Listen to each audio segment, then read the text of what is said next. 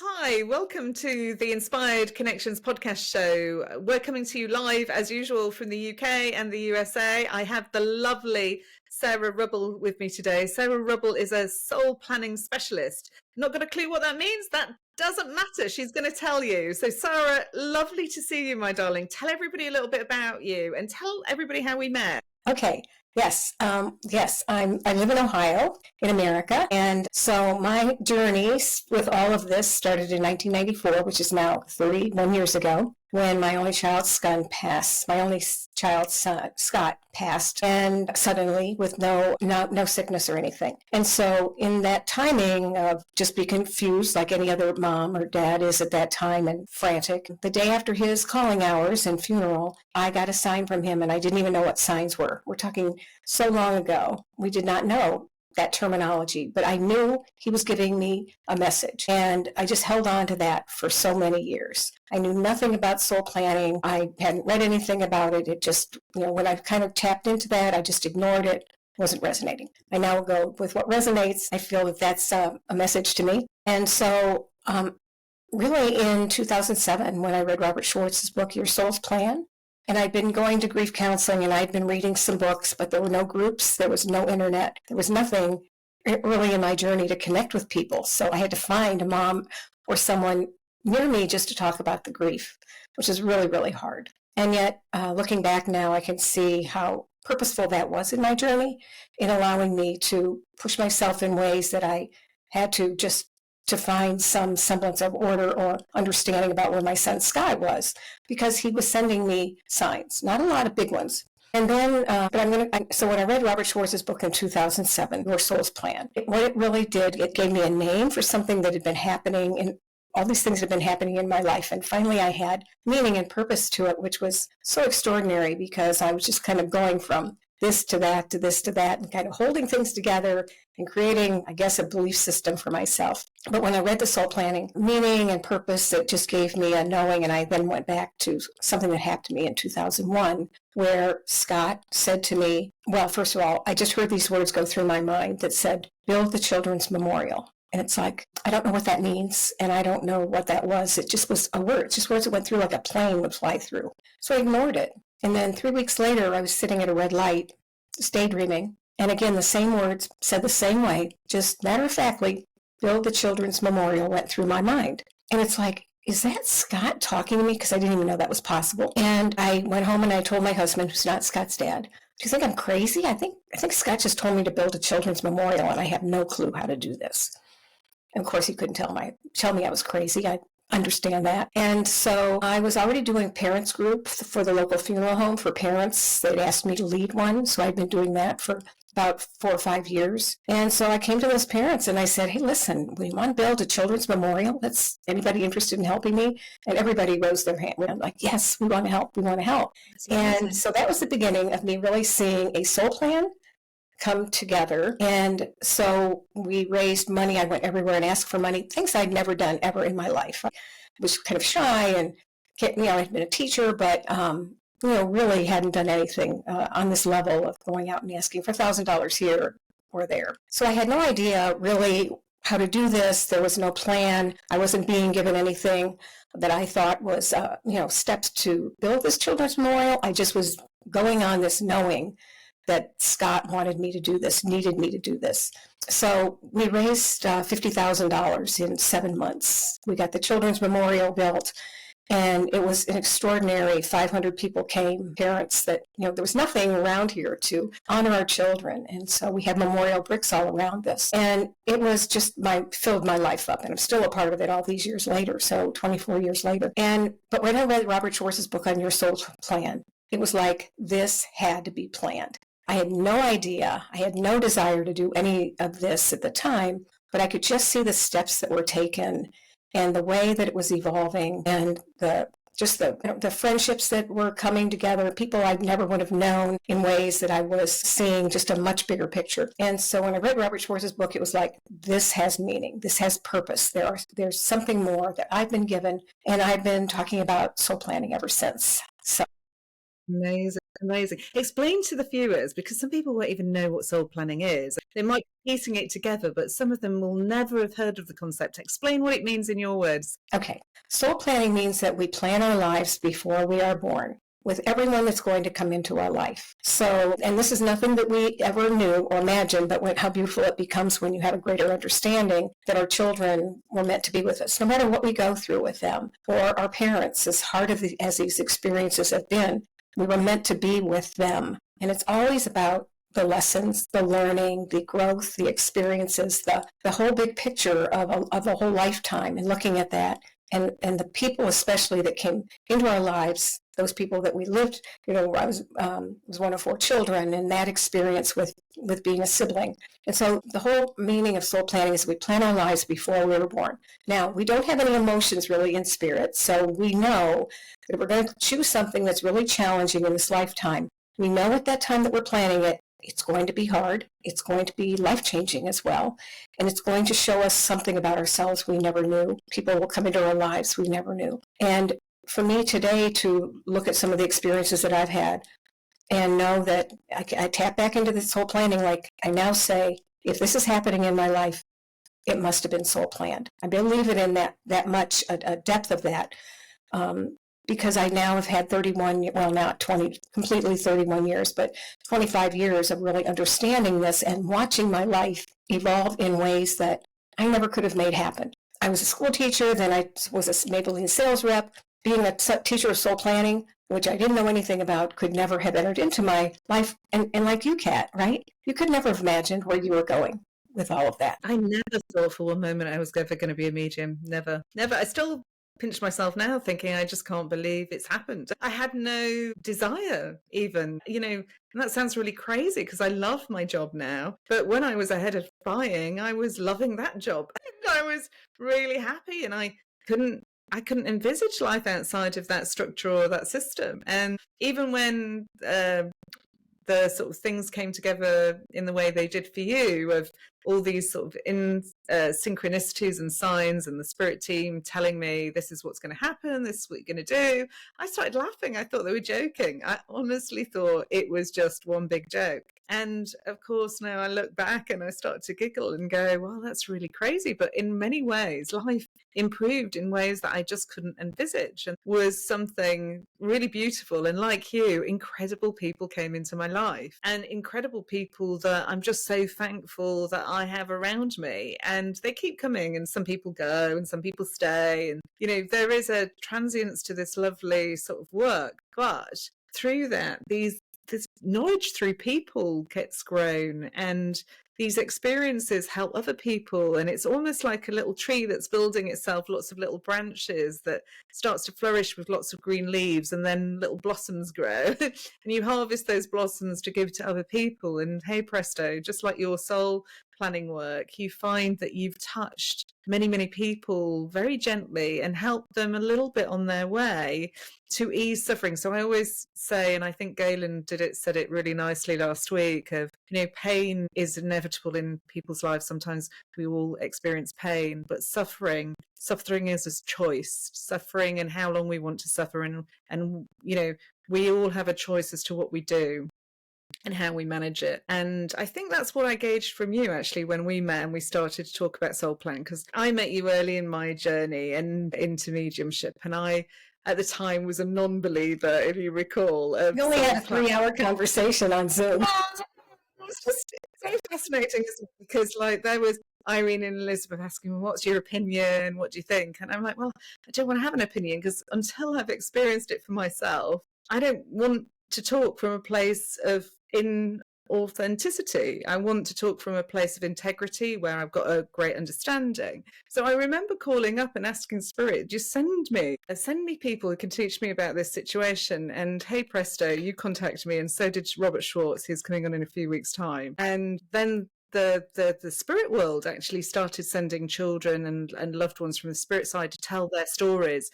and to highlight the synchronicities and the signs of a soul plan in their experiences. And that's when it got truly fascinating. And so now I sit on the other side of the coin and I go, now I've got evidence, and I can see the evidence in my own life. So one thing Robert asked me to do was to go look back at my work life. And when I looked back, even to my college days of being a lifeguard, I used to have to look after lost children and reconnect them with their parents. And here I am being a medium, reconnecting children with their parents. And so you see these lovely repetitions and patterns that appear that you never noticed. You just never know. And then you kind of chuckle to yourself thinking, how could I not see that? Like, how did I not notice that? That is weird, you know? And even, yeah, there's just so many times like that, Sarah, where I now giggle and chuckle. But I remember at the time you trying to convince me, and I was like, no, no. And you did not give up. 3 hours is a long time. And I usually won't go that long with someone insisting they learn this. But, I think when it comes into you in a way that, such curiosity you had, and especially those of us that have lost a child or something really dramatically challenging or hard has come into your life that doesn't make any sense. The thing about soul planning, I think that I resonated with me so deeply, it brings meaning and purpose to something that didn't have any meaning or purpose. My only child passed. He was an extraordinary child. He was 19 years old. He was in college. It's like he was just everything you could hope for a child. And suddenly he's gone. He died of seizure, elevation, dehydration when he went to work at a national park for the summer. That was it. And suddenly he's gone. And that's all I could see. The soul planning really just brought meaning and purpose that I could just hang on to rather than just this is wrong. I don't use the word unfair anymore. I mean, I could say you probably think this is unfair and use the word that there, but I don't even use the word unfair anymore because I feel that everything that's come into my life now and ever was meaningful and purposeful for my soul. Not the human part is one thing, but the soul is saying we need more. We came here with meaning and purpose. We're going to finish this plan. We're going to carry it as long as it needs to be. And then one of the most beautiful things that happened through all this is that Scott became my teacher of soul planning. And it was like I just could hear him telling me and just giving me insights or impressions of things that I never would have had otherwise. And so I never thought that would happen. So he's now like my greatest teacher. And I think that for anybody that's going through whatever experience that they're going through, is to look at this as really having that meaning and purpose that you haven't been able to go to. And if that's enough to drive you to start looking and digging into this more deeply and reading about this and just experiencing it yourself, it's a start to something in a meaningful relationship, but also having a meaningful life purpose. And it makes my life feel so much more important than it did before. I mean, I was a mom, I was teacher, I'd been doing things, I was kind, I cared about people. This takes it to a whole other level of like, this is the depth of who we are. This is who we are and what we're showing. And it's one of those things that I never could have imagined. And it has been a huge healing aspect for me on this journey. Amazing. How did you first grasp, I know you talked about the memorial, but to somebody listening who's thinking, gosh, but how do I tell what the soul plan is in my life? Or how can I tell if this is soul connected? What do you tell them to look for, Sarah? How do you explain it to them in layman's terms? I would think, and nobody's ever asked me this question. That's really so interesting. I would think that if it feels like there's a shift going on inside of you, something that you feel like, well, I didn't think I wanted another job. I've loved this job. I feel this shift going on. Or it can be if someone suddenly gets fired from their job and it's like, what do I do now? This isn't fair. This doesn't work with me. But if you can take that into, wait a minute, what is the bigger picture of this? I love that job. Happened? Yeah. Why is this halt stopped? Yeah. It seems so unfair. And yet to be able to look at it just with more, I don't know, just like I keep saying, meaning and purpose. Maybe compassion. It's maybe looking and saying, well, actually, this door's closed for a reason because another door's about to open that you would never have gone through if this door didn't close. So it is almost like, I guess it's like a movement, isn't it? It's like a wave of energy guiding you in a way that you're never really going to fall off track because it doesn't matter which way you get there, but you're going to get there and you're going to follow that path that your soul has laid out for you. I loved what you said. I'm sure it was you that said this to me, Sarah, that it was all about, life is already predetermined to a certain level, but the the consciousness that is your choices, your attitude that you take towards it. So by being the observer, looking at the situation as it's starting to open up and sort of getting curious, what's this trying to tell me? What is the subject that's been explored? What's my role in this storyline to support this situation? And suddenly you start to see things very differently. Like we had a conversation that I can't really disclose at the moment because it's confidential off screen, but we could see myself entering into that situation and all these little things starting to unfold. And you're thinking, at first, you're not sure what it's about. You just know you're entering into something. And then suddenly a little light bulb comes up and you're like, the intuitive self reveals what the project is or what the situation is. And then you know what you've got to kind of sort of address and sort of realign, if you will. I suppose you're realigning energy lines and other things as well when we go through these motions. So really, really cool, isn't it? It's really, really cool. But you do get guided by signs and synchronicities throughout these sort of experiences. And you're right, you tend to meet new circles of people with new ideas, new ways of thinking. And it becomes very, very interesting, doesn't it? It does. Yeah. And I know that this is one of those things, too, that is really hard to take in like right away if you never knew anything about it. And so sometimes I think that spirit just plants the seed. It's like somebody listens to this and goes, okay, but I haven't really seen that in my life. But the seed was planted intentionally by your soul, spirit, to take you someplace new. And having an open mind can be also helpful. And I think on this journey, I've learned to have a much more open mind than I ever had before, because I want to see the expansion, or I want to see the shifts that happen now. But I wasn't always like that. And I understand that, I mean, lots of people that I work with or friends that I know that I talk about this with, it's like it's like sometimes talking to a brick wall, and then it's like, but then they come back to me and say, but this is like you were saying, but this is what I heard and this is what I feel, and that was the opening.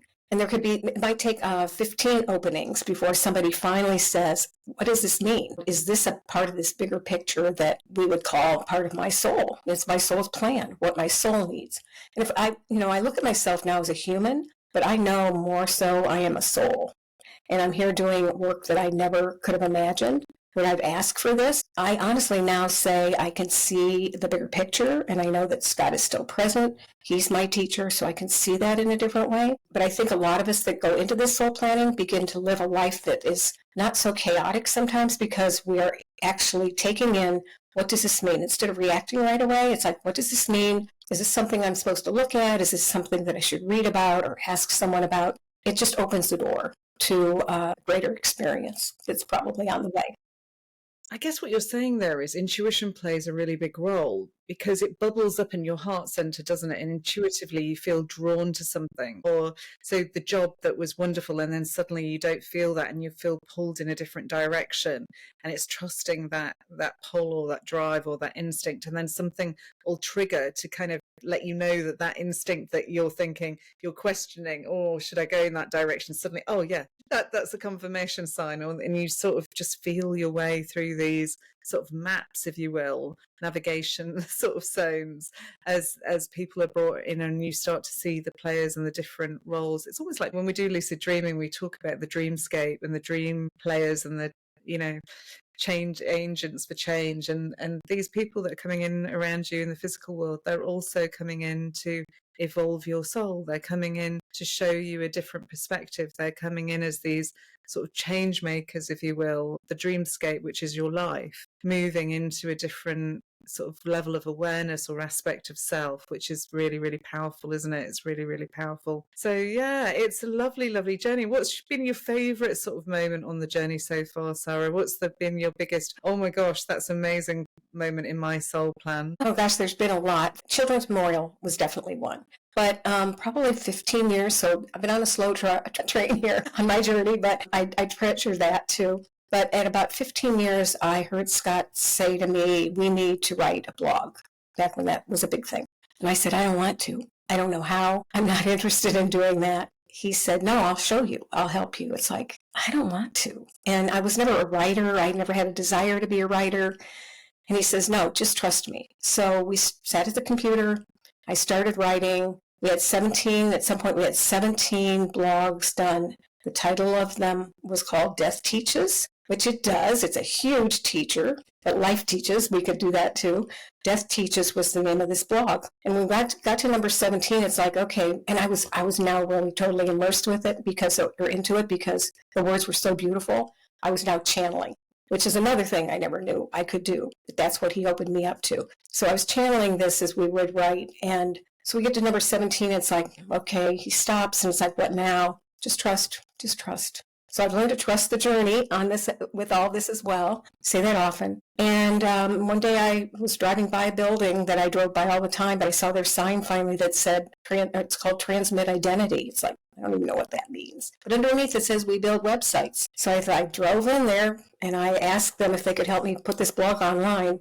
And when I kind of balked when they said, well, what's the title? It's like, What Death Teaches. And it's like, oh, okay. And they helped me tremendously. I ended up writing over 100 blogs with Scott that are still on at spiritteaches.org. And because we then stopped the one blog and started one with Spirit Teaches. So to have that experience of writing with Scott, like 100 blogs, and seeing what he was putting out there, I still am in awe of it because I knew nothing in the beginning and I was learning as I was going through this, the bigger picture. And he takes just like one, page at a time. And I really would highly recommend anybody, looking at that and seeing if that doesn't help them with spiritteaches.org. So I think that was probably the most major thing. And now at this point in my life, my husband has dementia. So my only child passed and my husband now has dementia. And I look at this and I didn't start crying or anything. It was like I was seeing something happening with him. I now trust that this is our journey, that was always meant to be. He was a street teacher. He was a principal at a high school. So smart, so intelligent. That doesn't stop the body, the soul, from continuing on and saying, here's the next thing. So now I'm in this place of, dealing with, my husband. And yet I know I'm being guided and led with that as well. I'm just now open. And I trust, even if I'm not hearing the words, I could say something to him that I feel, should I say this? And then it's just something he really needed to hear. And so it's just an expanding program. It's this, when you kind of get to this place of understanding the bigger picture and going, I guess I need this today because it showed up. That's basically how I look at it. It showed up, and what do I do with it now? I can cry. I can stomp my feet. I can say no. I've done that a lot. And it doesn't necessarily go away because I, as Sarah, don't want that. My soul is going, but we're going to do this. Not telling me that, but keep moving on. Keep pushing me. And I'm sure as a medium, you saw that developing yourself from the fashion industry to this. So it was like when I was sharing with you when Spirit wanted me to change roles, I didn't believe them. I was quite happy on this journey of head of buying role, and suddenly what happened was little messages kept getting dropped in. I'd go support a friend who was doing a demonstration of mediumship or something, and a message would come, it's time, you've got to leave your job. I'd be like, time for what? And at first they didn't give me the guidance that I was going to immediately leave the industry. They guided me to another position first, which was a temporary contract that they wanted me to take on. And even that had beautiful depth to it, because part of my journey that you'll hear in the podcast with Elizabeth Boyson was connected to this story of Mother Teresa. And I'm not Catholic, I'm not religious. And so this was a little bit weird for me. I was like, how's this pattern kind of showing? But it's like you say, the dream sort of, the situation or the sort of image of focus or the point of focus comes in, and you're like curious, like, why is this connection coming up with Mother Teresa? And I happened to work in the year contract that I took. I sat next to a girl who was actually the head or director of charities. And when I departed from that role, she suddenly had a change of job, placed upon her. And, she didn't see it coming. She'd been in the business a long, long time. And I happened to say, you don't happen to be free in February on this date, do you? And she said, well, that's my birthday. That's really weird. I said, you didn't fancy going to India on retreat, did you? And she said, that's really weird. I've got it marked out in my diary, retreat, India, see all these little patterns. And I was like, I have a feeling you may be meant to, come with me, or there's some information you're going to give me. And I went to a demonstration in Essex, and there was maybe about 100 people in that hall. And this message comes through, and the lady said, I've got Mother Teresa here. And I started laughing. And she said she wants to work with this charity connected to children in the spirit world. And a non-profit organization or charity. And anyway, she said, you're not going to have to look for it. It's just going to appear, etc. And I thought, that's pretty random. I've got no connection to this kind of line of work or inquiry. So I contacted this friend that I worked with and I said, have you got any connection to a charity belonging to Mother Teresa, have you? And she said, yeah, I do. It was the first one we ever sponsored when I started the charity section in this business. And so I said, can you send me the information? And I got the information. I was like, no, this is not the charity in question. When I met Elizabeth, which you'll hear on her podcast, I said to Elizabeth, can I ask you, do you have a non-profit charity? Do you have a connection to Mother Teresa? And she did. She'd served as an intern to Mother Teresa, and she had connections to Delhi in India through her father who'd worked at the embassy, and this story started to unfold. And so then I realized that one of my best friends at the time also had been blessed by Mother Teresa and had worked or lived for a week in Calcutta in one of the orphanages. And so this lovely story of working with children started to come and appear as a little theme. And that theme started to build, and all these characters started to come in with the same subject matter. Does that make sense? Is that how it works for you?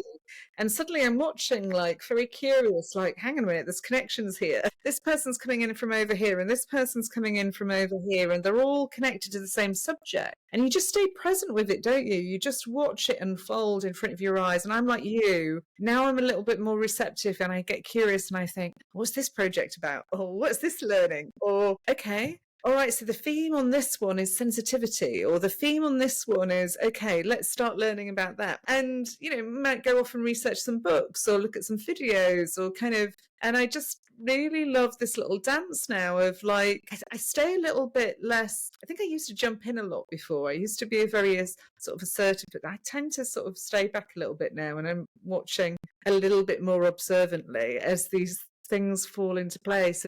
I think the key thing I really like to tell the viewers is, A, don't fight them, and B, don't try to force life, because when you force life, that's when you get pain or injury. When you sit back and you observe these little soul plan things happening and you receive it with an open heart instead of a closed heart, and you say, okay, well, this is a challenge. It's not what I necessarily saw happening in my life. It's not necessarily what I wanted or I thought it was a direction, but this is unfolding in front of me and it feels really important. My soul wants to have this experience. It wants to advocate it wants to experience whatever is unfolding, and that might mean that in order to do that I've got to let go of this. I think I'm got more comfortable, Sarah, with letting go of things as I realise, that door's shutting because this door's opening, and now they want me to learn about this, and it's becoming more comfortable in a way, whereas I think before it was really uncomfortable, and I used to force things. I used to dive into things with full. Now I sort of sit back. I still do the work and the hard work behind it, but I'm much more gentle of, okay,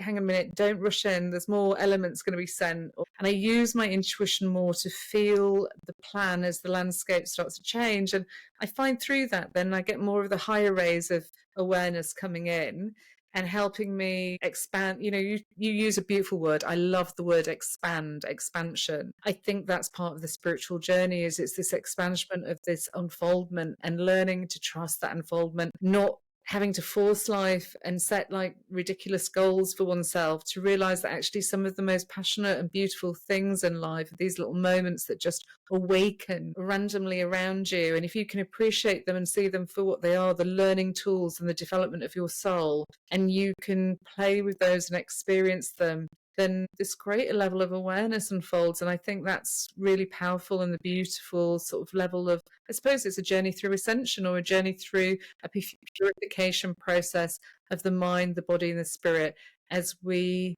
sort of unite with a greater level of awareness and the the one force of energy, or the spiritual source of all creation. I don't mind what you call it, unconditional love, just this wonderful sort of energy that we can harness and we can use. And maybe then as well as what I found as well since I've seen you, I haven't seen you for a while, in terms of I've had a couple of situations that have repeated. So they showed me one scenario and what happens when fear is present with a situation and a person, and then they show me the same almost identical situation but with a different topic and different people, and how that's going to evolve when love is present. And look at the difference of so I can see my soul also trying to show me, look, look what you can teach, because you've seen this scenario, and now you've seen what's come out of this scenario and how much more this blossoming and how much better this feels.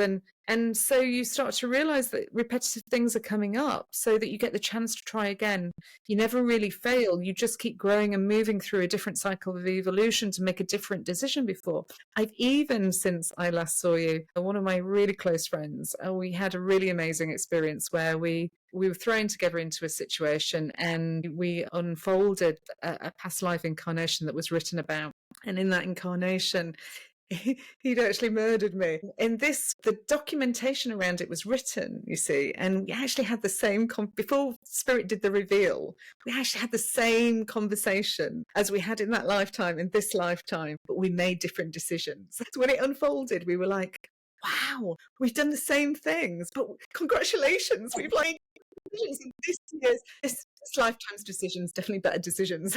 And so even then there was laughter and humor and realizing, you know, it is controversial, the subject of murder, because some people will say about soul planning, what about suicide and how can we prevent suicide if it's already pre-purposed or planned? And the same with murder and tragic situations. It's a very controversial subject matter. But I can honestly say, through some of the children that I've met in the spirit world that have passed that way, or in the scenario that I've experienced myself with this friend of mine, what I've come to realize is that there is, even in those awful traumatic situations, a higher level of awareness and understanding. And I have seen children give me evidence of them having awarenesses in certain situations before they depart and having support through those processes as well. So I'm not saying that these things are not tragic and we don't want them to happen. I wouldn't advocate for them at all. I hope that no soul comes here with that intention, but there are certainly interesting patterns to certain situations. And having seen this sort of opening in my friend's experience and my experience, it was just so kind of crazy to see how Spirit led us to reveal where we'd been and where we are now, and how we're best buddies. We're like absolutely adore each other. It's kind of really weird, this idea that maybe in another lifetime we didn't hear. It's kind of shocking to me, Sarah. Do you know? It just adds another piece to all of this, though, you know, and we're not going to get confirmation of everything, you know, that we want. But I think what you were talking about is what is can be revealed. And even the hardest thing that we go through, hardest things, the murder, the suicide, when we can get to that point of looking at it bigger picture, because initially the pain, the missing, all of that just takes over. But when we get to a place of seeking, and this is what I find with so many of my friends now, when we're on a spiritual journey, when we're looking for something more. And I feel that those of us that go on a soul journey, a spiritual journey, that is our journey, but that's also resonating with us. We feel this. There could be other people that could read certain books that we would take in and be immersed in, and they just set it aside because it doesn't resonate with them at all. And so not everybody's going to. You could have a family that half and half or whatever. There's all kinds of different beliefs. And so I believe that, and I trust that what resonates with me is where I'm headed and what I'm being given, because it's meant to. If something comes to me that doesn't make sense, or I'm either not ready for it yet, or that's not my journey. And then you start not having to compare your journey to everyone else's journey about like what they've gone through, and they got more money and they have all these amenities that I don't have. When we can take it back to that place, it's like, but who am I now? You know, who am I and where am I going with this? And just kind of maybe stay in that place even for a little while rather than be jealous of that, because that's a human experience, is the jealousy. But we understand that. I mean, we can sympathize with that as well. But when we get into this bigger picture, I think it answers a lot more questions. It allows us to stay in a more, not even use the word peaceful, but it's almost like that, in a place that says, this has meaning and purpose. I don't know what this means right now, but here we go. And I often have to take it to that place. Because I don't have all the answers for sure. No one does. No one ever will.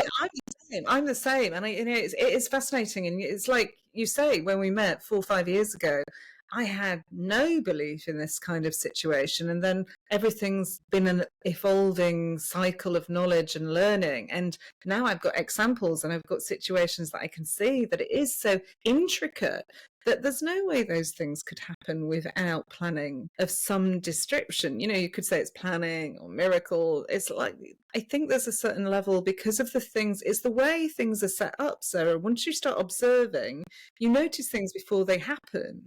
And it's even more so when you're spiritual and mediumistic, because, you know, I'll channel a piece of writing and I think it's a blog post one week, and then I realize, oh, no, it's a situation that's about to unfold, and this is the advice for that information, you know. And so you realize, whoa, okay, right. Not what I find with soul planning that I find very comforting. Two things. I feel that you don't get as emotionally involved as you would if you were not aware of what was going on. And so things that would really 5-10 years ago really upset and traumatize me, they don't in the same way, because I'm like, I've already got that preparation of, I've noticed the signs, I've noticed the synchronicities, I've got the channeling that's come from spirit that says, okay, don't worry, this is what we're going to do, you know.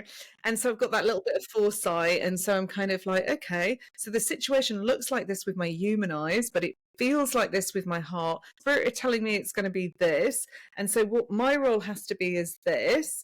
And if I can stay present in that moment, if I can stay in that space, I suffer less. I don't get rid of pain, but I suffer less. And so I find that's really powerful. In parents that have lost children, I found that through their eyes, not my own necessarily, but although I have had the experience of losing babies, and I could sort of touch on that actually a little bit in that, you know, when I lost the last one, my grandfather came a few weeks before. He was in spirit to say, and he sang a song, and it was Smoke Gets in Your Eyes. And as soon as he sang it, I knew the baby wasn't coming. I knew he was coming to tell me the baby's not coming. I went straight home to my husband and I said, baby's not coming. My husband said, it's so ridiculous. Scan looks fine. I was like, it is not. And then you see the loss of the child, and then my journey to helping parents heal. Like, wouldn't have the level of empathy to do that work and to feel that experience. And then through the eyes of the parents that I've worked with, they really introduced me to Robert Schwartz and the Soul's Gift, actually, because people were saying to me, you know, I've had sleepless nights, but I read this book and it's changed my life. And suddenly the things that I feared I'm no longer fearful of. And it explains the journey of why this soul went on this kind of journey to have this experience and how they set it up. There's so many different levels to it. Even things in my own life, I look back at childhood things that I thought were kind of a little bit irrelevant. And now suddenly they're beaming up big lights of, oh my gosh, that was the teaching scenario for this scenario that's happening now. Like, look at the parallels. You know, so you have these moments where you're like, woo. But I find that parents have found it really comforting because they realize it takes some of the blame away and the shame away. Like, I can't change it. It was always going to happen. I wasn't in control of it. If it was supposed to, you know, Robert said to me, you know, if it wasn't supposed to happen, something would happen to prevent that. And we see that in Dennis's interview. We see where his son transitions with suicide, and then he tries and attempts to commit suicide, and spirit stop him. He's actually stopped. And so you realize that his learning was actually just to understand what had happened to his son with the medication that he was on, because he experienced the same thing. And then to have this like learning on a different level. So his son in spirit has come to teach him about this experience, and now he's helping other people. And you get these like, you know, and that to me 10 years ago, that would have been really shocking. What do you mean you tried to commit? Like, that horrendous. I don't want to talk about that. You know, I don't want to go there. And now I'm like, seeing it with different glasses on it, filtering it with a different kind of understanding, is to say, gosh, isn't that interesting? You know, that's something that Robert said, is that if people aren't supposed to transition, they won't. And there you've got an example of it. I mean, that's just so profoundly amazing. And so I think it really helps take this coulda, shoulda, woulda away a little bit. Do you agree, Sarah? Yeah, and the first Helping Parents Heal conference that I spoke about soul planning, a mom was in my group, and she was telling me that her son had tried to take his life like 15 times and never succeeded, each time not succeeding. You know, she was doing everything she could possibly do to help him. And when he finally did end his life by suicide. And so what we talked about there was that all those attempts at his life were teaching them something, or showing them something, or bringing somebody else into their lives, or somebody else walking away, or whatever it meant. There was still meaning and purpose to every one of those. The fact that he eventually took his life, that was for her probably a sense of peace, because now he was where he felt he needed to be. But you can't take away the process of what it was that was bringing that, how she was being changed, everyone around them, and what she was trying to learn. But here she was after all that, and she was actually in my soul planning class, wanting to know more about this and listening. I've never seen her since. I don't even remember her name, but it was one of those things that just stayed with me. It's like, wow, she is looking at this as a healing tool for herself. And she shared openly, which I felt was really important for everyone in the classroom as well. So idea, I think that's the whole thing about life. We come in typically with no sense of it unless you were born to have that, early on. And this is something that we can study, we can feel, we can begin to see. It resonates. And if it doesn't, I set those things aside. But if it comes back again into me, like a book was brought to me, or I felt something or heard about it, I'll go back to it again and see, because it's most likely, if it's coming back again, it's something I'm supposed to look into. And I honor that. That's really, really beautiful. I love that, Sarah. That's a lovely way of looking at the world. Robert said to me to look backwards. So I was saying about how, I work with children, parents who've lost children, and I reconnect them.